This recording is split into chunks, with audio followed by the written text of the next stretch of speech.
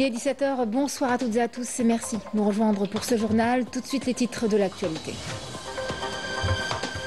Le président de la République, chef suprême des forces armées, ministre de la Défense nationale, préside aujourd'hui une réunion du Conseil des ministres consacrée à de nombreux sujets, notamment au projet de loi sur la prévention des drogues et des psychotropes, ainsi que les préparatifs à l'occasion de Eid al-Adha.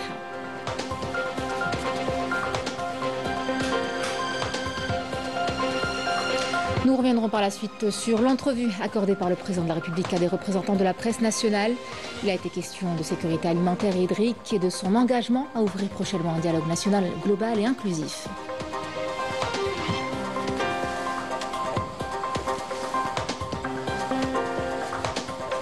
Nombre de questions nationales et internationales ont été abordées, notamment la production de gaz naturel qui est amenée à nettement augmenter dans les 5 prochaines années, ou encore du contentieux créé de toutes pièces entre l'Algérie et la France.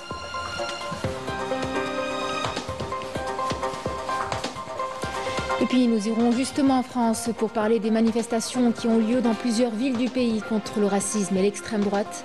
Un climat de tension également palpable au sein même de la classe politique française. Mesdames, Messieurs, bienvenue à vous. Le président de la République, Abdelmadjid Tebboune, chef suprême des forces armées, ministre de la Défense nationale, préside une réunion du Conseil des ministres consacrée à un projet de loi sur la prévention des drogues et des psychotropes et à des exposés portant sur l'intégration des enseignants contractuels, la création de pôles universitaires pour renforcer leur rôle économique, les résultats de la consultation internationale pour l'importation de bétail à l'occasion de Eid al-Adha, ainsi que la réduction des prix du transport aérien au profit de notre communauté nationale établie à l'étranger à cette même occasion.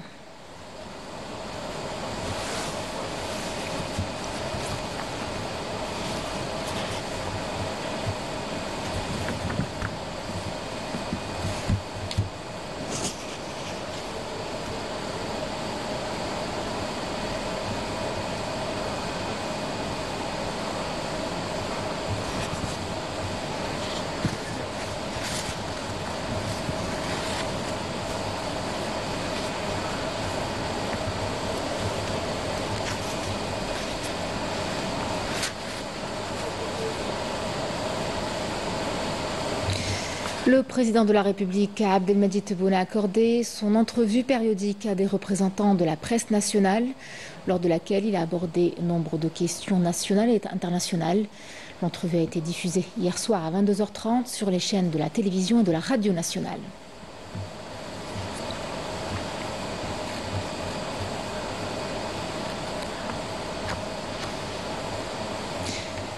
Une entrevue au cours de laquelle le président de la République a affirmé que l'Algérie avait réalisé de grands progrès en matière de sécurité hydrique, soulignant que grâce à l'entrée en service de 5 nouvelles usines avec celle de Bdia qui est sur le point de l'être, la part du dessalement dans l'approvisionnement en eau potable des citoyens atteindra 72%. Abdelmadjid Tebboune a également souligné l'impératif d'exploiter les autres ressources hydriques et du raccordement des barrages. Écoutons-le.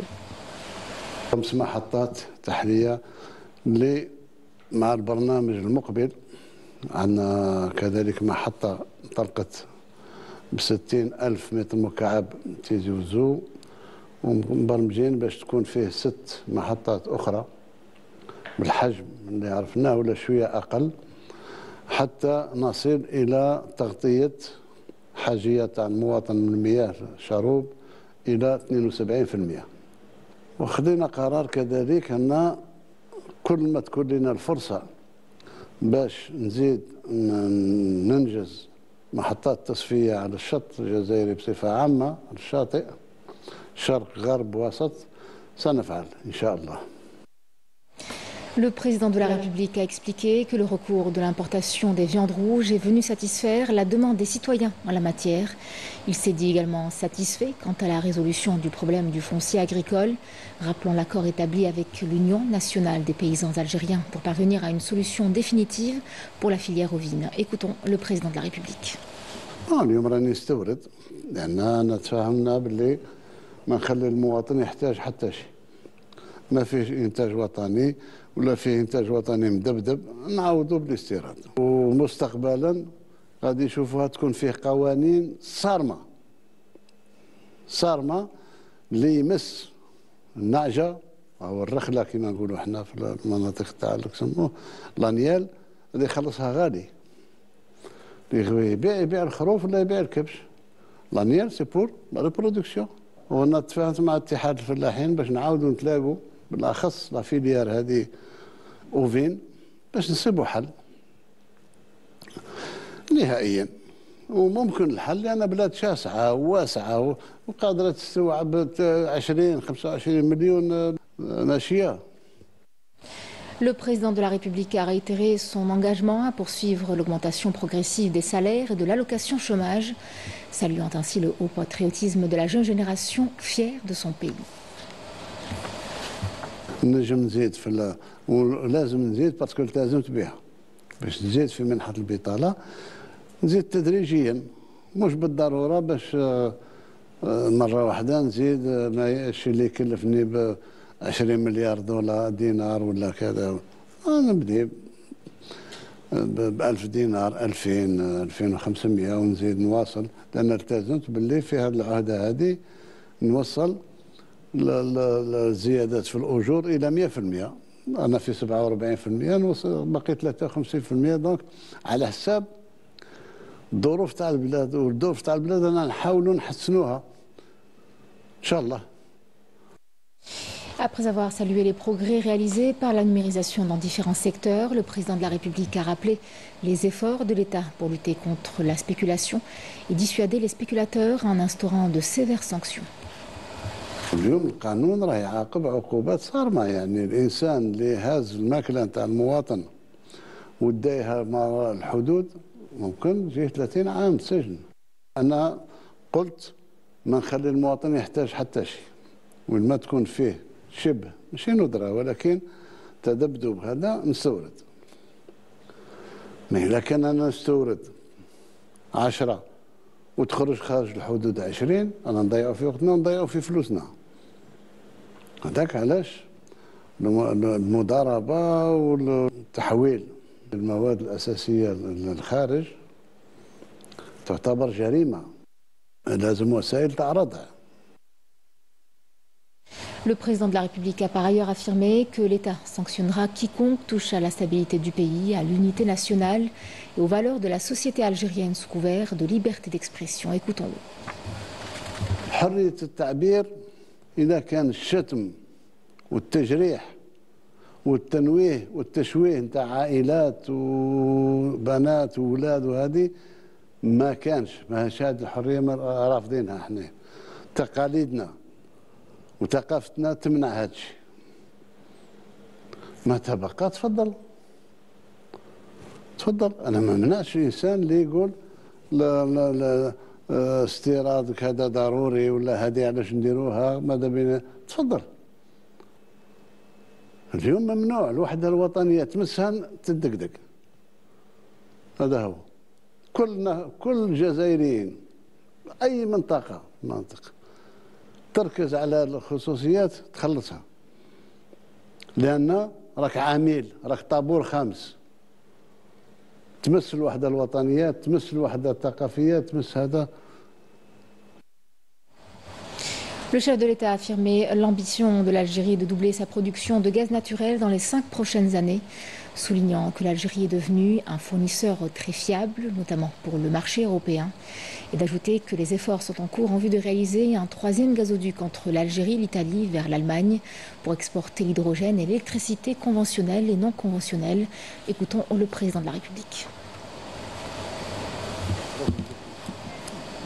Je me suis engagé sur pratiquement en 5 ans, presque doubler, si possible, la production de gaz dans le désert.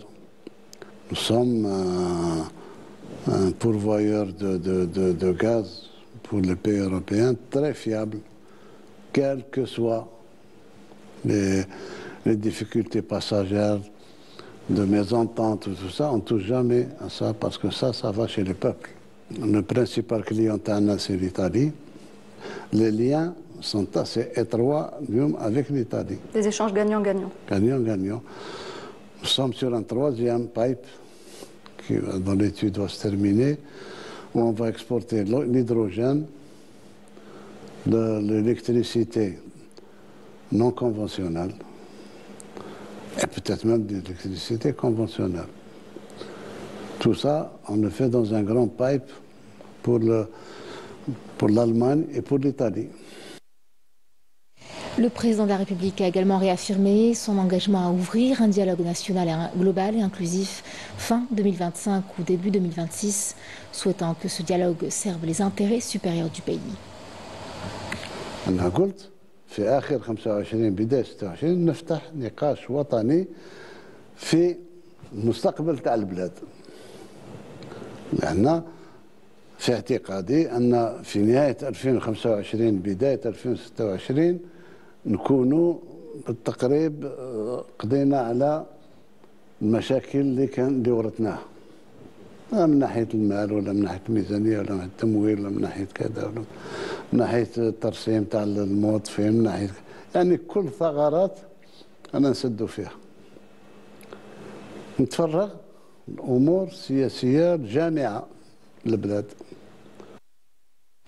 Le président de la République a affirmé que la politique extérieure de l'Algérie était basée sur la diversification des partenaires et reposait essentiellement sur le principe du respect mutuel et des intérêts communs. Écoutons-le. Ils s'entendent très bien avec l'Europe. L'Espagne, il y a eu une période de froid, d'incompréhension. Les choses ont repris normalement. L'ambassadeur est là-bas. Les relations ont repris aussi, bien sûr, le plan commercial. Les relations entre nous et Washington s'améliorent quotidiennement. On a signé des accords militaires aussi. Et cela n'affecte en rien notre amitié avec la Russie, ni notre amitié avec la Chine, ni notre amitié avec d'autres pays, l'Inde et ainsi de suite. Ça, c'est nos gènes de non-alignés. Et nous ne départirons jamais du non-alignement. Être l'ami d'un pays, ça ne veut pas dire être son satellite ou être son vassal. Aucun de ces pays-là, j'en témoigne, n'a jamais essayé de vassaliser l'Algérie. Le président de la République a déclaré qu'il plaçait toute sa confiance sur le ministre des Affaires étrangères, Ahmed Attaf, concernant le contentieux créé de toutes pièces entre l'Algérie et la France, avec comme unique référence pour résoudre les différends avec ce pays, le président français et personne d'autre. Écoutons-le. Comme point de repère, et unique point de repère pour moi, c'est le président Macron. On travaille ensemble. Il y a eu, c'est vrai, un moment d'incompréhension. Mais il reste le président de la République française, le président de la Ve République. Et personnellement, tous les problèmes doivent se régler avec lui ou avec la personne qu'il délègue à juste titre, dont c'est les prérogatives, à savoir les ministres des Affaires étrangères, Sinon, pour le reste, moi, en ce qui me concerne, le dossier, contentieux créé de toutes pièces avec la France, il est entre de bonnes mains, il est entre les mains de quelqu'un de très compétent, qui a toute ma confiance, c'est le ministre des Affaires étrangères. C'est tout. Tout ce que je peux vous dire dans ce sujet-là. C'est deux États indépendants, une puissance européenne, une puissance africaine. Les deux présidents travaillent ensemble. En France, face à la montée de l'extrême droite, des dizaines de milliers de personnes ont investi ce week-end les rues de plusieurs villes du pays pour dénoncer un climat jugé de plus en plus hostile aux minorités et aux étrangers. Une mobilisation massive qui intervient dans un contexte tendu. Il est marqué par des discours politiques clivants et des décisions gouvernementales controversées. Des manifestations qui envoient un message fort. Pour le peuple, il est urgent d'agir avant qu'il ne soit trop tard. Yamina Saïdi. La rue gronde, la colère monte partout en France. Des milliers de voix se sont levées contre le racisme et l'extrême droite. Samedi, plus de 90 000 manifestants ont défilé, dénonçant un climat de plus en plus hostile aux minorités et aux étrangers. Une mobilisation marquée par un fort soutien à Raza, mais aussi par une contestation grandissante des politiques gouvernementales jugées trop complaisantes envers l'idéologie de l'extrême droite qui favorise la discrimination et propage la haine dans la société. On sent bien qu'il y a des logiques de sidération qui peuvent saisir parfois la société et même des logiques d'autant plus sidérantes qu'on voit une partie même du pouvoir actuel reprendre des thématiques de l'extrême droite. Monsieur Retailleau qui a l'air d'avoir une guerre personnelle à faire et contre les immigrés et contre l'Algérie, ou la façon dont le débat public aujourd'hui évolue avec quand même une parole antiraciste qui est extrêmement marginalisée dans l'espace public. C'est surtout de l'inquiétude et pour montrer que non, pas tout le monde pense que l'extrême droite devrait être au pouvoir et qu'il y a des gens qui continuent de se battre. Et voilà, c'est surtout pour ça qu'on est venu aujourd'hui pour se rassembler. Non, ce n'est pas une opinion d'être raciste et de discriminer d'autres personnes. À Paris, Marseille, Strasbourg et dans d'autres grandes villes, les cortèges ont envahi les rues. À Marseille, des pancartes dénonçant l'islamophobie d'État se sont élevées au milieu de drapeaux palestiniens. Ces protestations surviennent dans un contexte de crise économique et sociale profonde. La France est confrontée à une montée du chômage et à une augmentation de la pauvreté, à une aggravation de la crise de logement, ainsi qu'à une inflation qui pèse lourdement sur les familles aux revenus modestes. Face à l'incapacité du gouvernement à trouver des solutions efficaces, la colère populaire ne cesse de croître. Il faut peut-être aussi changer de politique, faire attention, on a besoin des immigrés, on a besoin de tout le monde pour construire la France.